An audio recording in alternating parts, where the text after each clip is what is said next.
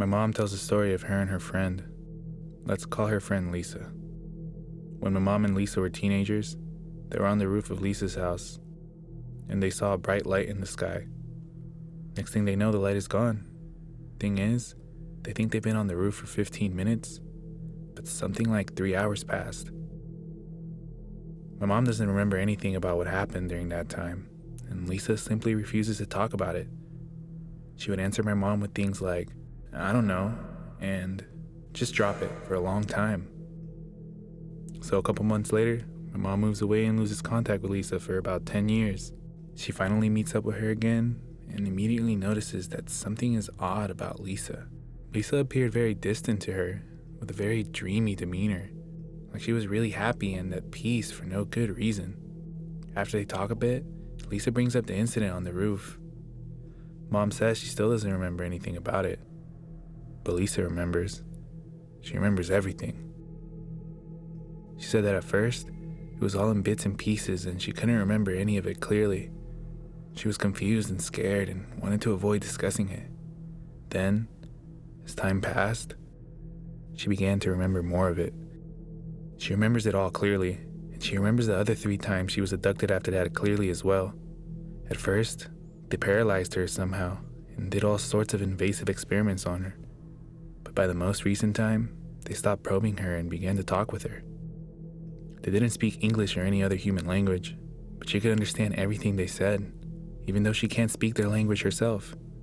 Apparently, they told her all sorts of things, stuff about space, Earth itself, and most shockingly predicted years beforehand that she would get pregnant in a specific year, and they would also be a stillborn, and that she would never be able to have children again.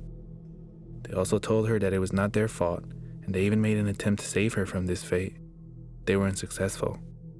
They also told her they had abducted my mother another time after the first incident. Mom says she has no recollection of any potential abductions, but she does have recurring nightmares of being abducted. She's almost sure that they're just nightmares. Anyways, Lisa tells my mom that every time she speaks with them, she comes to understand the truth more and more. When Mom inquires about what the truth is, Lisa just says, "You'll know eventually." She says that once she learned the truth, then everything became wonderful. Mom has seen her a few more times over the years. We still live in another state from her. And apparently she has a pretty normal life and doesn't obsess over alien stuff like some supposed alien abductees do. She only ever brings it up in passing, not like it's a central part of her daily life. TLDR. Aliens abduct my mom and her friend. Mom doesn't remember much, but her friend remembers everything. Apparently they were both abducted again several times after that. Aliens predict the future. I can't say for sure what happened to me that night, but here's what I know. I was driving home for the weekend from school at Indiana University. It takes about 2 hours to get home, and I left on Bloomington around 10 p.m. At exactly 10:53, I'm on a rural stretch of the 2-lane highway I take home, and I notice what appears to be flashing lights behind me. I thought, great, I'm getting pulled over, so I turn onto the next county road about a quarter mile from where I noticed the lights. As the car came to a stop, and I started to open my glove box to get out my registration and proof of insurance, the lights suddenly disappeared, and no car drove past. Now, here's where the story takes a turn for the weird, and I'm sure you guys will think I'm just making it all up, because it really does seem like something straight out of a typical UFO movie or story. The electronics in my car started to go haywire. The radio was randomly changing stations while the volume kept going up and down, while the dome light and headlights started to flicker off and on. This was at about 10:56 p.m. I started thinking to myself that the battery must be failing, or I have a short somewhere in the electrical system of my car. So I leaned down to pop the hood so I can take a look at the battery, and that's the last thing I remember doing. Next thing I know, I open my eyes and I see nothing but the night sky, full of bright stars. It was a cold night, and it seemed like I had never seen the stars so bright in my life. I sat up and looked around and I saw absolutely nothing. Nothing at all. I was in the middle of a field, surrounded by corn stalks left over from the recent harvest. As I came to my senses, I started to freak out. Where am I? Why the f*** am I asleep in the middle of a field?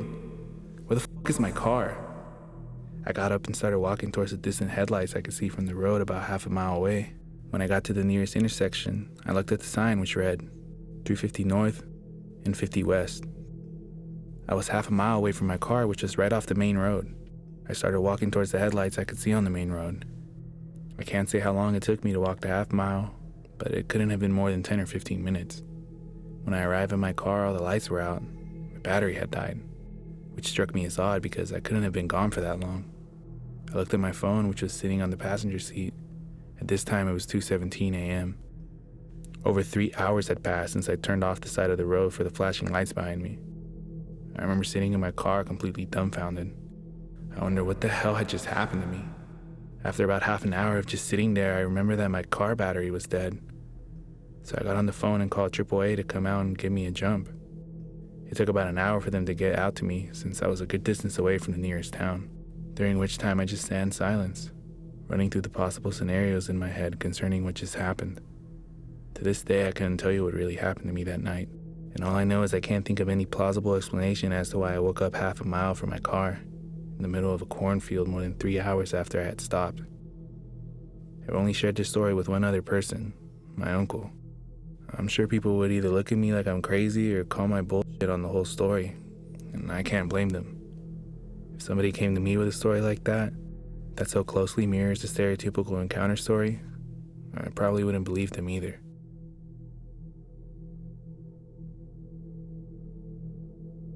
I was on a wildfire just south of Dugway Proving Grounds in Utah. We were in fire rigs driving to the incident area, 4 trucks in a close convoy, when we heard helicopters. 8 black military choppers escorted us in formation for 10 miles.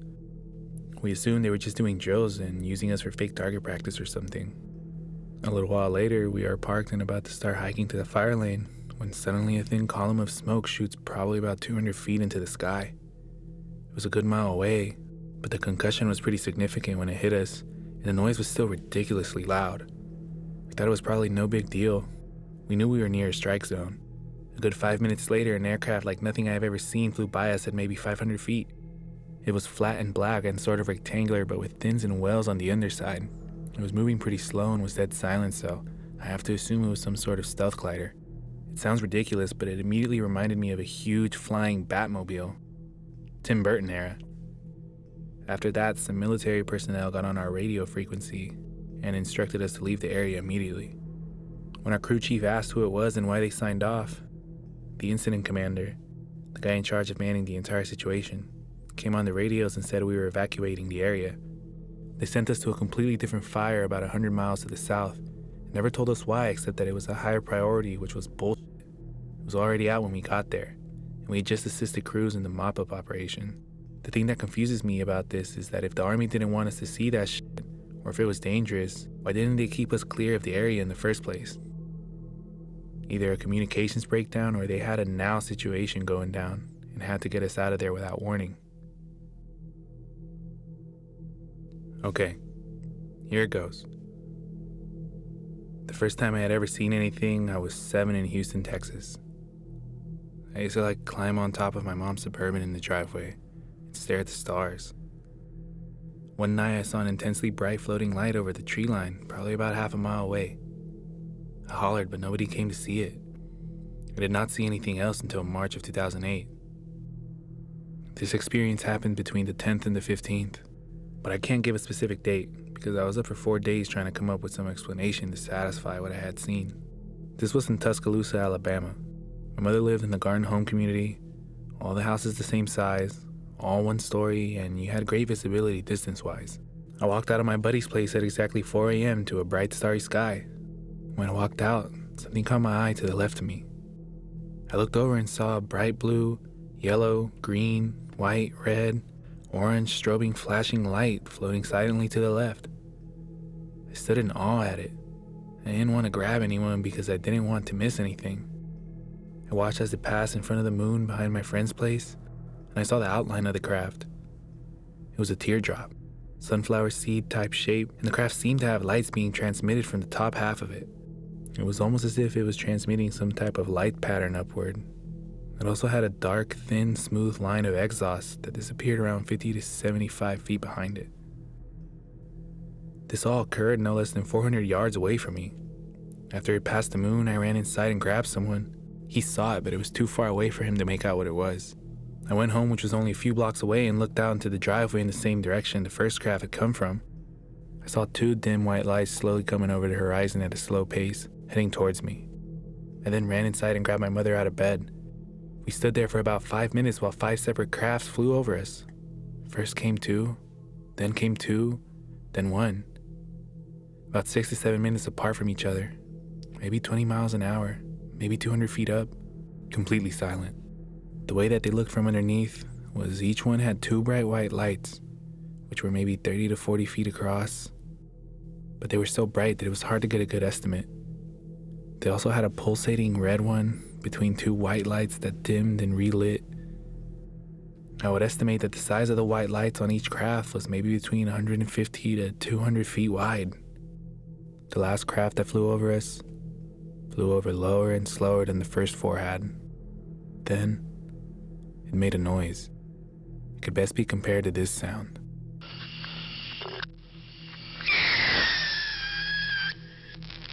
That's the best I could find, except make it digital and multiply it by 50.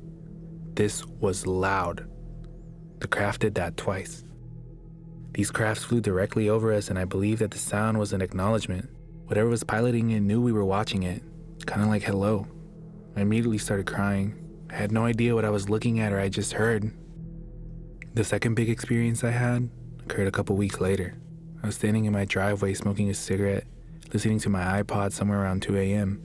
I decided to pause my iPod and turn on the backlight. Waved my hand over it a couple times, making somewhat of a strobe pattern. I didn't hear anything.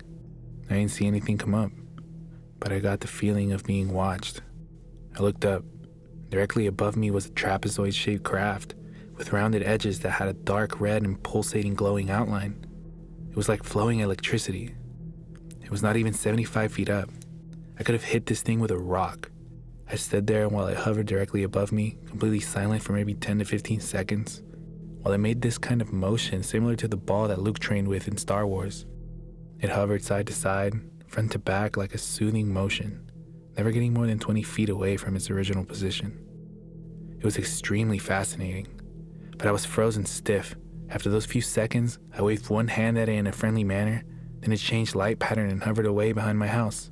Upon deeper inspection, the fact it knew I saw it and made no effort to evade my detection makes me think that it wanted me to follow it, though I was too freaked out to think about that at the time. I have seen that same craft on 3 other different occasions.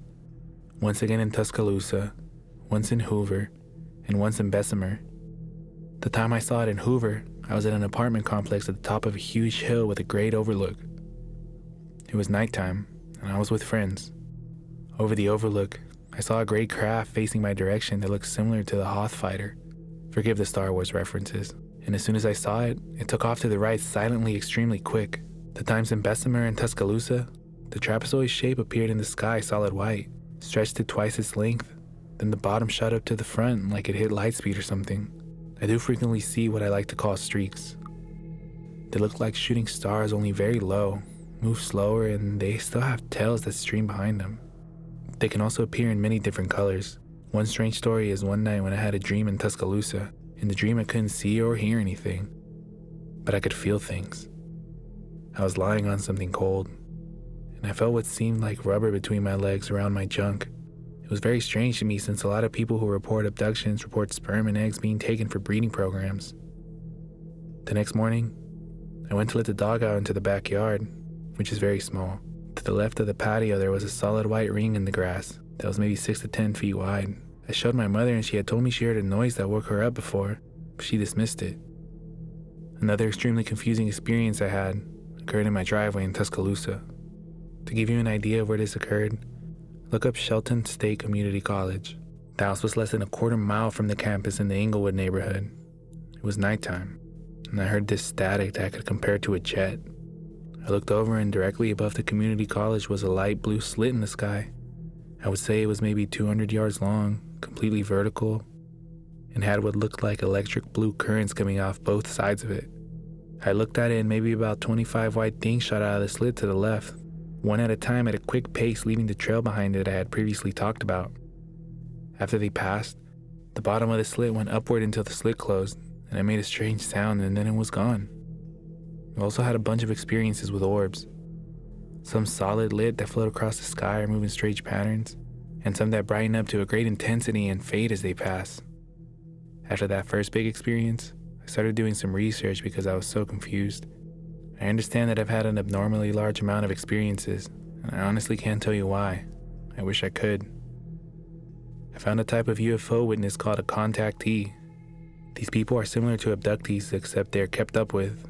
I have no idea why I have so many experiences, and I have only listed a fraction of them. My best guess is that since I acknowledged the presence of whatever I was seeing, it decided to keep up with me.